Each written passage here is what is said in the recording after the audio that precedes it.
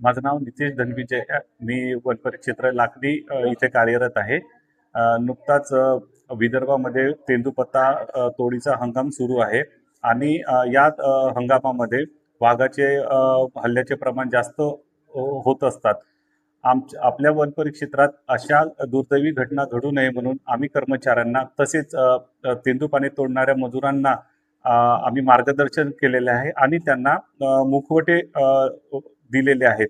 ते मुखवटे घालून त्यांनी जंगलात जावे आणि सोबत जावे, समूहाने जावे, लहान मुलांना न सोबत नेता जावे, जेणेकरून हल्ल्याचे प्रमाण कमी होईल आणि शक्यतो हल्ला होणार नाही याची दक्षता वन विभागाचे कर्मचारी पण घेतील आणि मजूर पण घेतील. तसेच त्यांना ग्रामपंचायतला दवंडी पण दिलेली आहे की तेंदूपानाच्या सीझनमध्ये जपून कार्य करावे.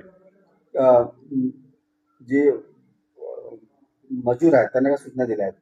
मजुरांना सूचना दिल्यात की सगळ्यात आधी आपल्या लहान मुलांना सोबत नेता कामा नये. समूहाने जाणे, मोठ्या मोठ्याने आवाज करत जाणे, शक्यतोवर मोबाईलवर गाणे लावणे आणि सोबत जेंट्स लेडीज सोबत जेंट्स अशा समूहाने जाणे, जेणेकरून आणि सोबत आपल्यासोबत शस्त्र वगैरे घेऊन जावे, जसे की कुऱ्हाड आणि इतर साहित्य.